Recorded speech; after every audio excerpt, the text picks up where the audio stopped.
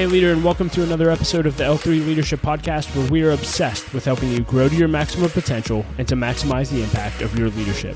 My name is Doug Smith, and I am your host, and today's episode is brought to you by my friends at Baritone Advisors. We also recorded this episode live from the new Return.com studio. If you're new to the podcast, welcome. I'm so glad that you're here, and I hope that you'll enjoy our content and become a subscriber. Know that you can also watch all of our episodes over on our YouTube channel, so make sure you're subscribed there as well. And as always, if you've been listening to the podcast for a while and it's made a difference in your life, it would mean the world to me if you would leave us a rating and review on Apple Podcasts or Spotify or whatever app you listen to podcasts through. That really does help us to grow our audience and reach more leaders, so thank you in advance for that. Well, leader, in today's episode, you're going to hear my conversation with Ted Winsley. If you're unfamiliar with Ted, let me just tell you a little bit about him.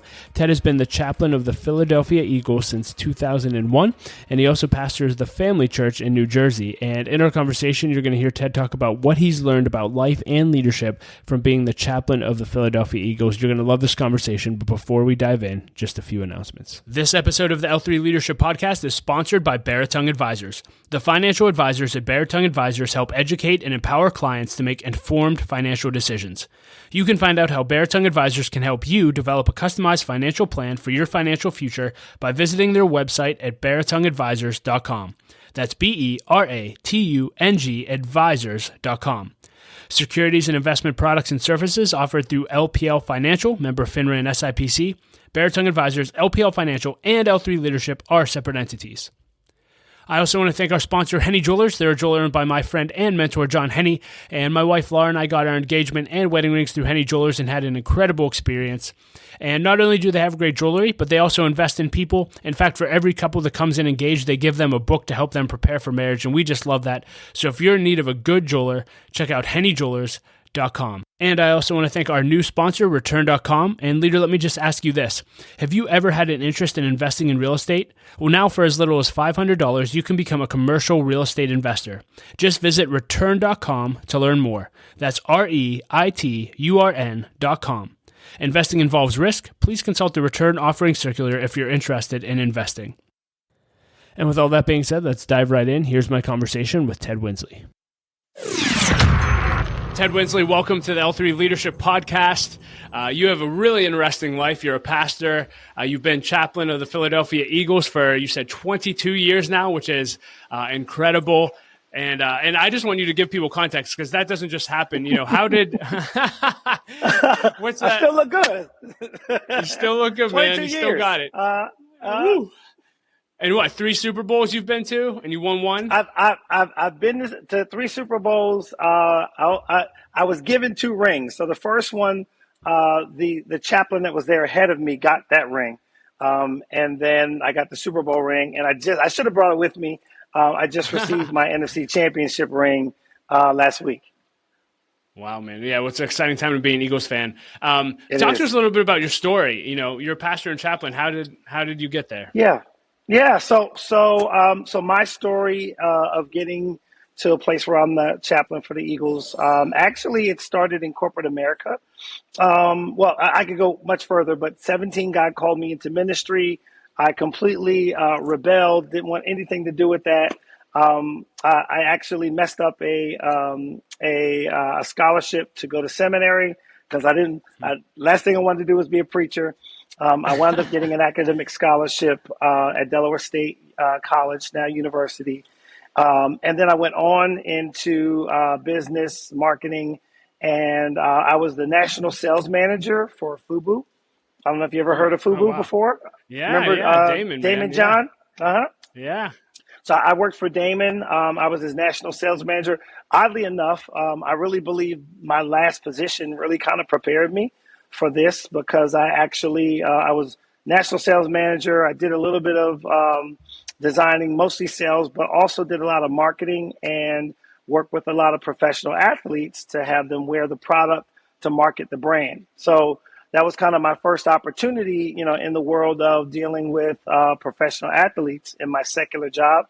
At the same time, I wound up getting married, answering the call of my life, and I was at a local church in Voorhees, a local church in Pennsauken, New Jersey, where that pastor asked me to come full time. It's a whole nother story, because I told him no. And I told him no. I was making $115,000 a year back in 1991, I believe. Wow. And so he told me it was going to be 40,000. So I said no, absolutely not. Ooh. And then I felt like I had just done something wrong, and I realized that it was God. And so I said, please forgive me. I'll take the job. And he said, absolutely not. If you think this is about money, then you're going to hurt yourself. This is a ministry opportunity. He said, I'll talk to you in 6 months. And so I went, of course, back into my job. And it was kind of weird. I don't know if you ever read the story about the father that caught his son smoking a cigar and makes him smoke a whole box. That was kind of what God did with me. So during that 6 months, everything that I thought I wanted was given to me, opportunities, money. It was crazy. And it left me hollow, And so I remember, like it was yesterday, I'm on the beach at Fort Lauderdale at a sales meeting.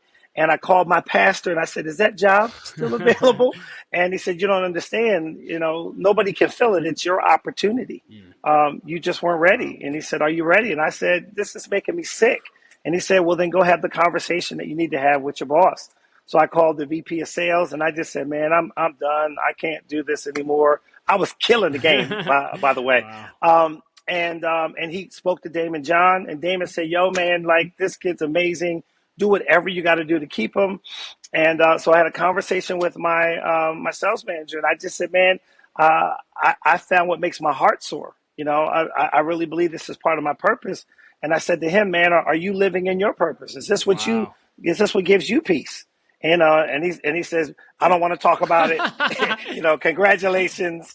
And so I left corporate America, and, the providence of God, my job working for the church, it was a pretty large ministry, I was over marketing, over all things sales, all things production, video production.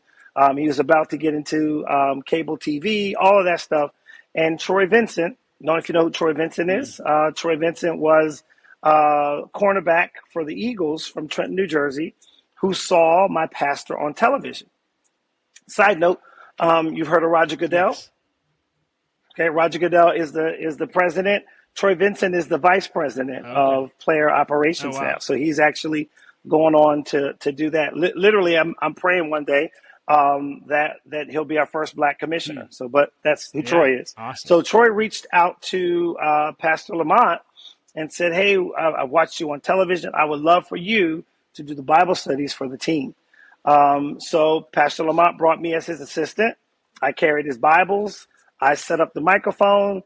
I let him tell jokes about me during Bible studies so he could look cool. And after about a year of that, he looks now, oddly enough, I was the same age, just about as the players. So me and Troy Vincent were the same age. Me and Brian Dawkins are a year apart. Me and Jeremiah Trotter about 2 years apart. So most of the guys in the Bible study, Pastor Lamont saw that, man, they really are vibing with this young guy who's around their age. And he just said to me, I don't think I'm supposed to be doing this. He said, I think you are. He said, they don't want a father, they need a brother. Wow. So I took over. And I've been doing it 22 years now ever since. That's incredible. I want to dive into a few things there. One is just, I didn't know you worked for FUBU. That's super cool. Man, this is a leadership podcast. Any leadership lessons from the early days of FUBU working for Damon? Anything you learned there that is practical to how you do life and leadership today? Yeah, it's so funny. I know for me, when I stopped climbing the ladder and started focusing on the gifts and talents that God gave me, when I stopped comparing myself to everyone else and started just being authentically me, I took off on the job because there's only one me. And when I stopped trying to be like him or be like her, I was something unique in the organization. I mean, even to the point, if you ever played the game Hot Hands, where somebody puts your hands and you smack people's hands, kids all the time. Hands. Well, even to the point, the president of sales, he and I would go into a room and I would whoop the mess out of his hands. That's awesome. Because he was an alpha male, and he would always look to see how he could be better than people. And I think we made a comment, something about, you're not fast. I said, I am fast. And I said, I'll go in your office and I'll show you how fast I am. Just tear it. And it's funny where, back to the question you asked me, that's me. But by being authentically me, prior to that, I would have never done that. I would have never beat his hands up. I would have afraid to be me. And that's what he loved about me, that I wasn't afraid. And I would, I'd be willing. Now, I didn't tell anybody that we did this, but I was willing to smack the crap out of my VP's hands to let him know I am faster than you. And just learning, that once you find out who you really are, there is no more comparison because nobody can compete. Yeah. Well, leaders listening to this, the takeaway is start having hot hand competitions in your office and watch what it does for team culture. That's it. Yes. So good, man. Man, that's so good about authenticity. I want you to, I don't want to just gloss over you answering the call of God in your life. I heard you talk about on another podcast. I believe you heard an audible voice from God, which is obviously very rare at 17. Can you talk to happened twice in my life. I would love for you to touch on that and specifically talk to leaders just about obeying the call of God in your life, because we live in a world where, jumping from $115,000 to $40,000 even today, I don't know a lot of people would make that jump. What advice do you have for people when it comes to actually discovering their purpose, but then actually being obedient to follow it? Yeah. So you want me to tell the story? Yeah. And then answer that question? Sure. So at the age of 17, without going far into it, I'm in football. I played football, was really good at it. Ran a 4.45 40. Come on, somebody. And literally, like, that was also part of my story, that I thought I was going to play football, at least D1 and then possibly in the NFL. And at 17 years old, raised in a Methodist household. So we went to church, but I could honestly say church wasn't necessarily in us, if that makes any sense. Like we were, again, so we went to church, but I didn't really have an authentic relationship with God, outside of going to church. So 17 years old, it's around Christmas time. I'm watching PBS, which Channel 12 for some of you. And all of a sudden there's a Christmas special that's going on.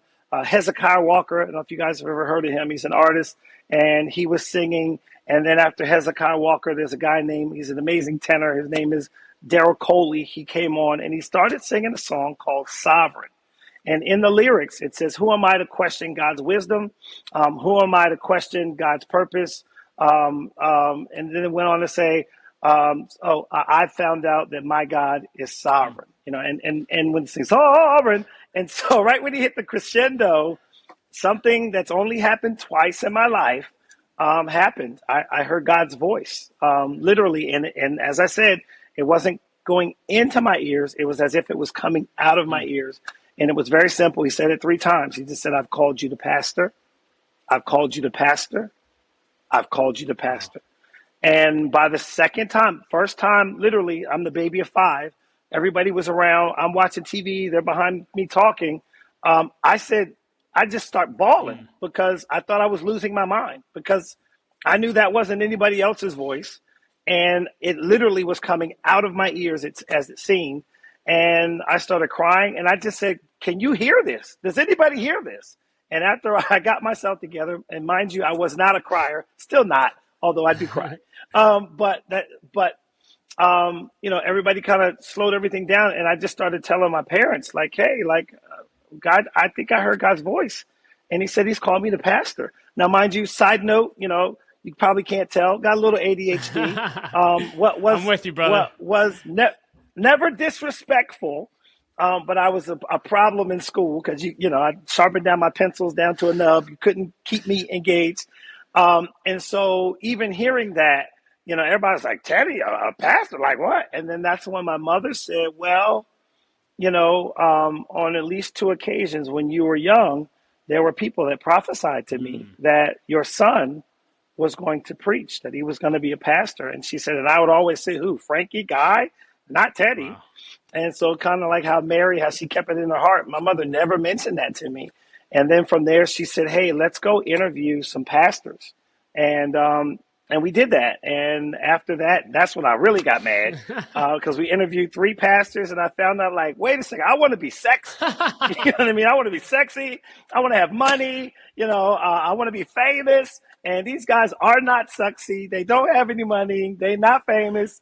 They had to go through tons of school, went to seminary. You're in a parsonage, and there's rats in your parsonage. Because I started asking deep level questions, like, tell me about your house. Tell me about your crib.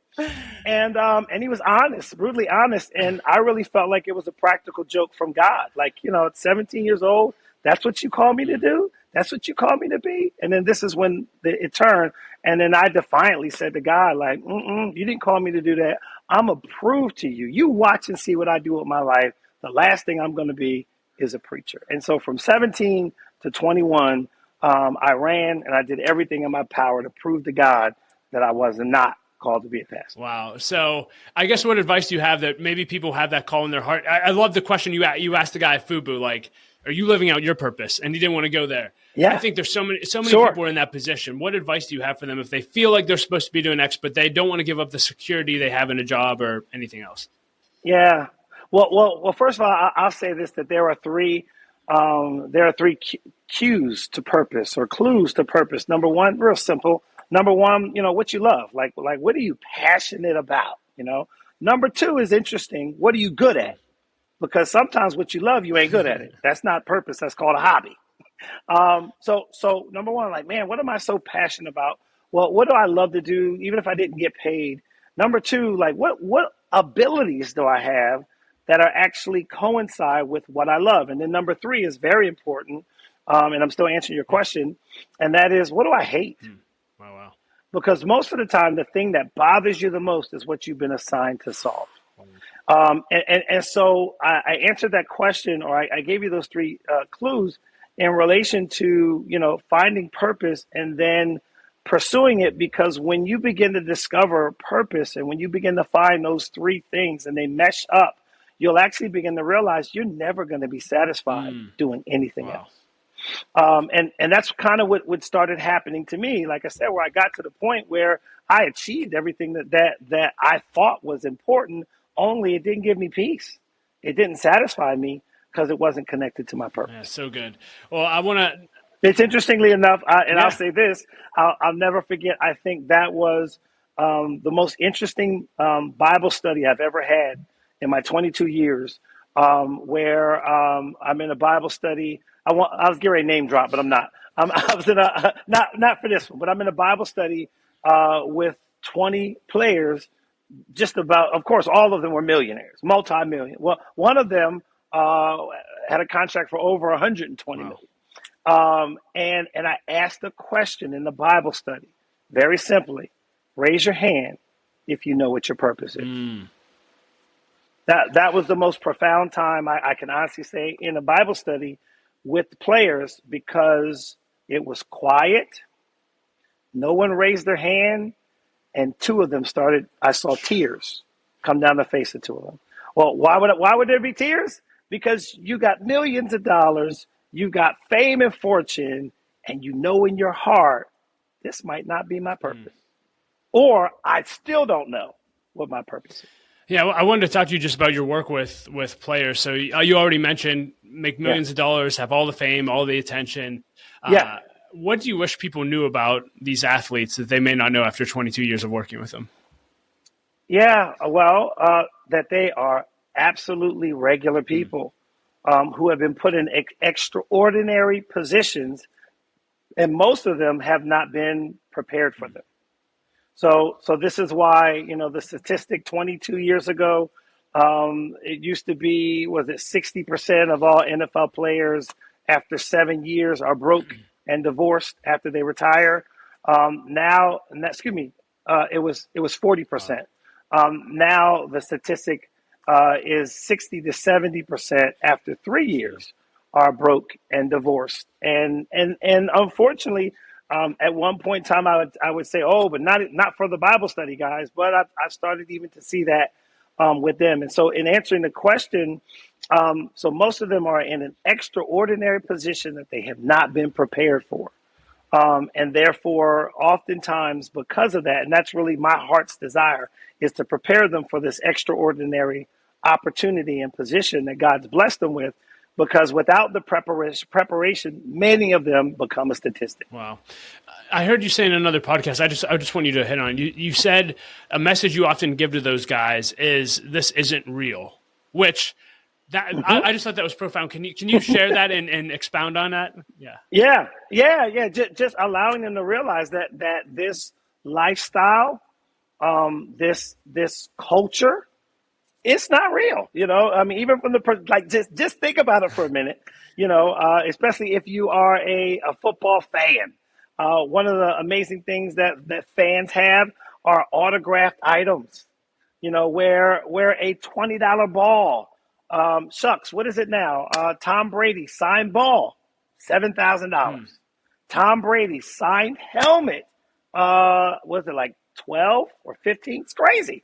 But the reality is it's still a $20 helmet or a $100 helmet, and it's still a $20 ball. And many of them, of course, I use Tom Brady, but many of them find out. This is so interesting.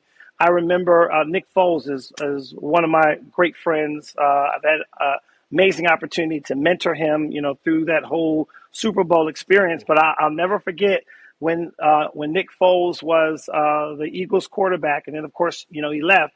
I actually looked online. And when he left, and I forget, he's been on so many teams, but I forget which team he was the quarterback at. Was it Rams? I think did he go to Rams? I feel like he went to the Rams. Yeah. I feel like Rams was the first team he went to. I'm not sure. But anyway, the first team after he left the Eagles, and then he didn't do well. And then he was at a backup position on another team. I went back and I saw one of his helmets. That the helmet cost $300. Watch this. Now they were selling it for $100 because he signed it.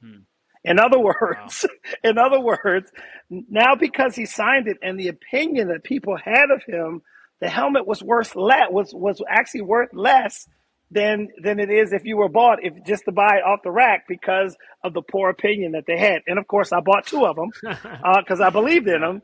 And then of course, I saw that same helmet. After he came back and won the Super Bowl, was worth over, I think it was $1,200. And my whole point, it's not real. It's not real. One time, I was traveling, and I heard a deep, silly voice. I'm not going to go any further with that. And I turned around, and it was Donovan McNabb. And this is years, after Donovan had played. And this is, again, back to the thing. He's one of the guys I've taught this to. And we're on the plane together. Of course, Donovan is in coach sitting behind me. and then we get off the plane and we walk through the Philadelphia airport. Y'all hear this, guys? We walk through the Philadelphia airport from our gate all the way to the street. And guess how many people recognized him or said anything to him? Wow. 0. Why? Because he's no longer playing. And again, and this also is something that devastates some players because they buy into this lie that they are this otherworldly thing that the sport can sometimes create in their minds. And then when they flip on you and they change, this is why you see, players commit suicide and many other tragic things happen because they buy into the lie. And then when this thing flips, because it's only a season, which is also, if you ever heard Tim Tebow say that football is not a purpose, it's a platform. He got that from me when he came to the Eagles. Anyway, side note. But that's the other thing, that if they believe that football is a purpose and not realizing it's a platform, when the season ends, because that's why football is not a purpose, because it's only a season. So purpose is not seasonal. Purpose is every day. So, but that's often what happens is they're crushed when what they thought was their purpose ends. Yeah, it's so challenging. You wrote a book called The View from the End Zone, the 4 tests that you must pass to win life. And I would love for you to share, why you wrote the book, but I know one of the tests was the identity test. How can we prepare our identities to not be crushed either on the front end or back end of journeys like that? Because even in leadership, if we're entrusted with too much too fast, it can overwhelm us and we not make it to our finish line. What advice do you have for leaders on that note? Yeah. So again, I think it goes back to, I don't know if I used the word already, but authenticity. And again, you're talking to a pastor. So the reality is you can only, I'll even say it secularly, you can only find your true identity from the place that you came from. And all of us, we came from God. We were all created. And so it isn't until you tap back into the source that created you that you're actually able to find your unique identity. And even you'll find out that nobody else has it. Back to my whole point. And so therefore, when things change, when life changes, when you mess up, when the thing that you hung your hat on changes or turns its back on you, you understand that it doesn't define you, it doesn't make you, and just like it was an opportunity, there'll be others. Yeah, I'm curious, in your 22 years, you've gotten to observe some phenomenal athletes. I mean, pretty much anyone that makes it to the NFL is already a phenomenal athlete, but you have athletes, but you talked about the NFL, often people say it stands for not for long. The average NFL career is 3 years. Have you noticed anything just from observation of what separates great athletes who make it the distance and they're just great and always right high versus those who fizzle out after 3 years? I would say one word: focus. Definitely. I'm not going to name this player, but there's a player who it's interesting. He was born with amazing physical ability, run, jump, physically fast. To the point where other players were mad at him. Here's why: because every summer he would come to me about wanting to retire, about not wanting to play anymore. And ultimately because he could not connect his God-given ability with his purpose. So I actually brought him at one point, this early on, I brought him to my pastor, Pastor Lamont. And I was like, look, Pastor, I'm going to tell him to go ahead and retire because he's wearing me out. And he called him into the office and he asked him, he said, I believe it's 32 teams in the league. And he asked him what position he played, and he told him the position he played. He asked him what he ran in a 40. He said he ran a 4.3. He asked him, how much do you bench press? He said over 500. How much can you squat? Over 1,000. And he asked him all of his measurables. Okay, and then he asked him, now I was Minister Theodore at the time. That's what they called me. I'm Pastor Ted now. But he said, what would Minister Theodore do if he could run as fast as you? If he could jump as high as you could, if he could lift as much as you could, what would he do? And he just looked at my pastor and was like, I don't know. He said he would play football. And he explained to him that God has actually blessed you with these physical abilities to connect to your purpose. And he was saying, and he went on to play for 5 years. And he broke that statistic. But he was so distracted by everything that was going on with his life to the point, this isn't fair, this isn't right, I don't understand why they're doing that he lost sight of why he was there and why God had actually given him the opportunity and gifted him with the ability that he did. And so I really think that that's one of the things that makes the difference, because to your point, at that level, they're all great. They're all county, all world, all state. They were the best of the best. And now what makes the difference is what's between your ears and what's in your heart. I want to talk to you a little bit about making a difference, just to give you context for why I asked this. I was meeting with John Maxwell. That was a good segue. Thank you. I was asking John Maxwell how to make a difference, and he just started talking about, he said, most people don't know how to make a difference. And I thought that was so interesting. Yeah. I'm just curious, in your 22 years of working hands-on with these players, how do you feel like, what do you think is the greatest way that we can make an impact with our lives in relationship? I'm just curious. Yeah, it's going to sound crazy because it's counterintuitive, self-sacrifice. And I say it's counterintuitive because most people spend their lives protecting themselves versus realizing that actually the people that make the greatest difference give of themselves. Even in the position that I serve in, and it hasn't been until the last couple of years, most people don't know who the heck I am. And the reason for that is because I understand that's not my job. That's not my purpose. I'm best served by it not being about me. I'm able to do my greatest work by you not even knowing I'm doing it. Because I found out that really that's what, of course, that's what Christ did. I mean, if you even think about it, let's think about on the day that Christ was betrayed. What happened? The Bible says that Judas told the Roman soldiers, he's the one that I'm going to kiss. Why?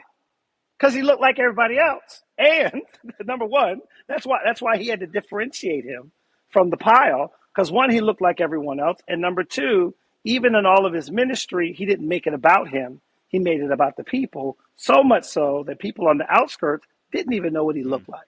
And so I've actually learned that the way that you make a difference is you care more about what you give than what you get. So good. You've been a player, chaplain for 22 years.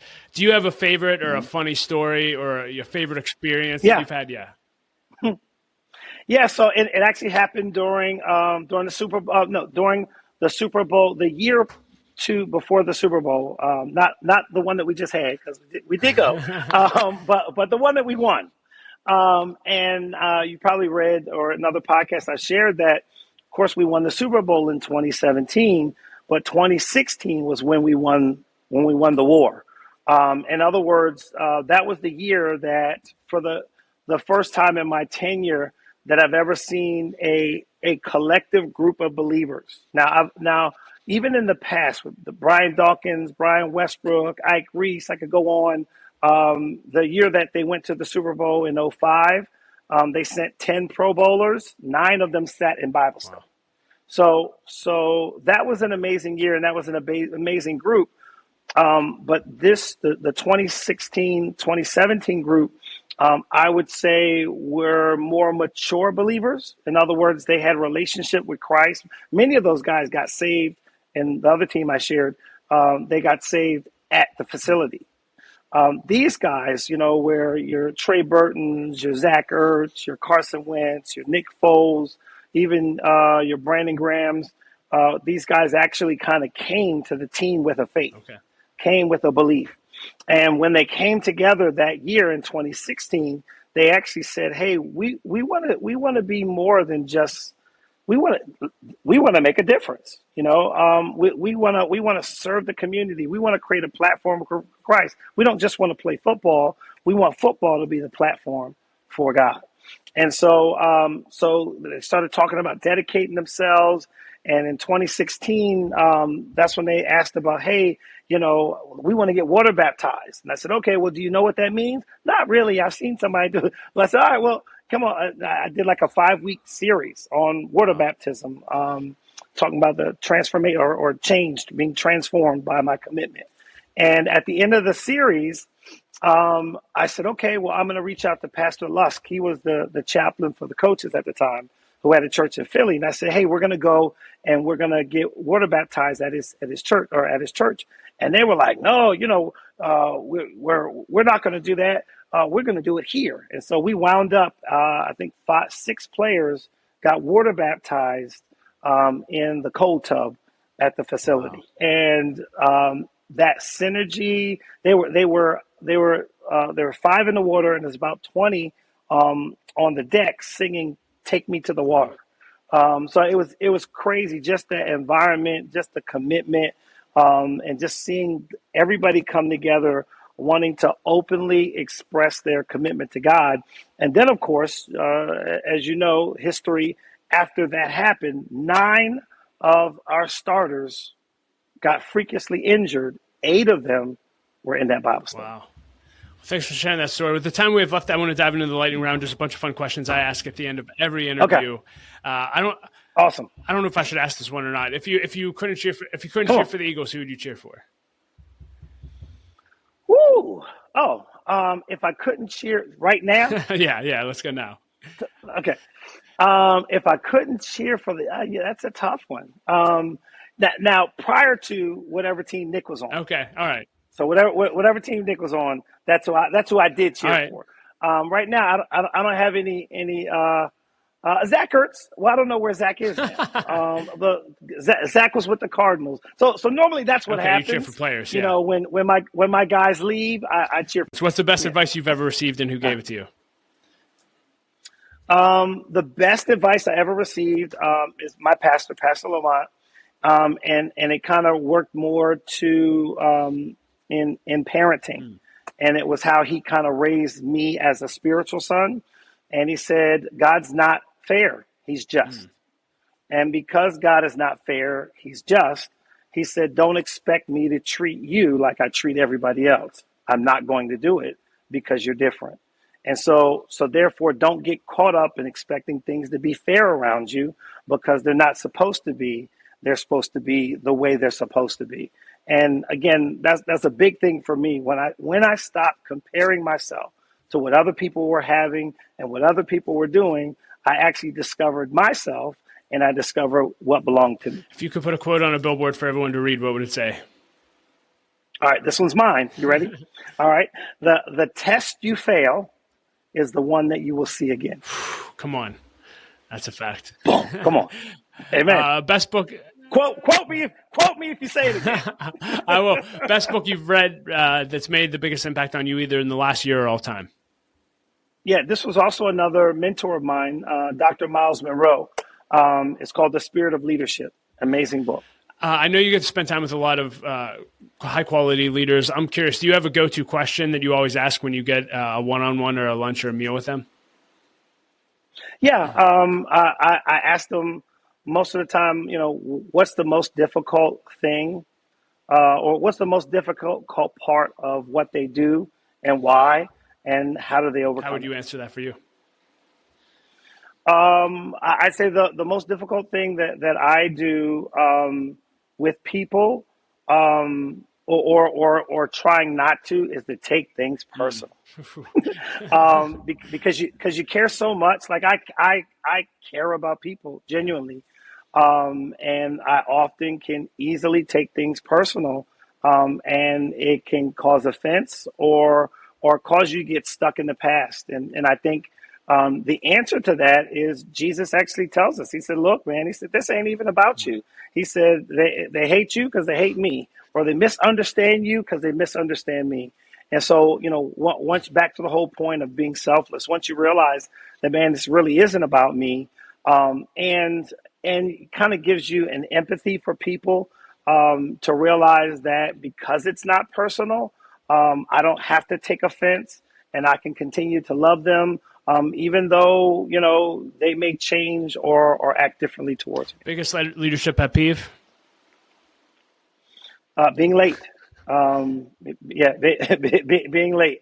My pastor taught me, you've probably heard this before, but that early is on time is late, and late is a sin. Yeah, our mutual friend Larry Betancourt taught me the same thing. There was another intern at the time, and we were going to a youth camp and taking off in the bus, and the intern was late, and literally he waved to him on the bus as we were leaving, and he made him drive the whole way up. It was beautiful. Yeah, he never forgot that lesson. That's good. Last three, I don't know if you have a bucket list or not, but what's something you've done you think everyone should do before they die? Honestly, I went to Haiti. I've gone on a missions trip to Haiti with Carson Wentz, and with Quentin Demps, and Justice was his last name. I forget his first name. It's terrible. But I went to Haiti, and it was a life-changing experience to go to a third world country, and find out that all of the things that you take for granted for people live and die for, and to realize that the things that you think are essential, they don't even need nor miss, and to see people who can love God with less than what you have, when you complain with all that you have, having the same God. So good. I'll just leave this open-ended as we close. Anything else you want to leave leaders with today? That's a good question. Anything? I think ultimately, like I said, I've learned that leadership is the ability to influence, and you can only influence people with who you really are. Well, Ted, this has been great. It's been great getting to know you. Thank you for sharing with us. Thanks for adding value to me and everyone that will listen to this. Awesome. Thank you. Well, hey, leader, thank you so much for listening to my conversation with Ted. I hope that you enjoyed it as much as I did.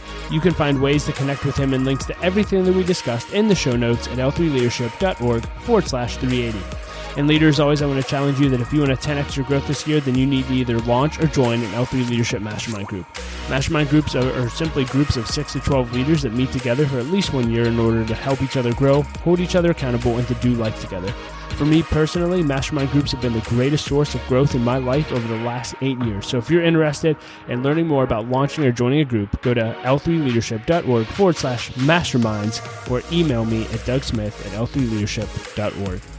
And as always, I like to end every episode with a quote, and I will quote Gerald Brooks, who I quote often, and he said this. He said, "Disruption is the new normal. Something unexpected will happen. As a leader, you can't be easily thrown." Very grateful for that quote lately. Well, hey, leader, I hope you enjoy this episode. Know that my wife, Laura, and I love you. We believe in you, and I say it every episode, but don't quit. Keep leading. The world desperately needs your leadership. We'll talk to you next episode.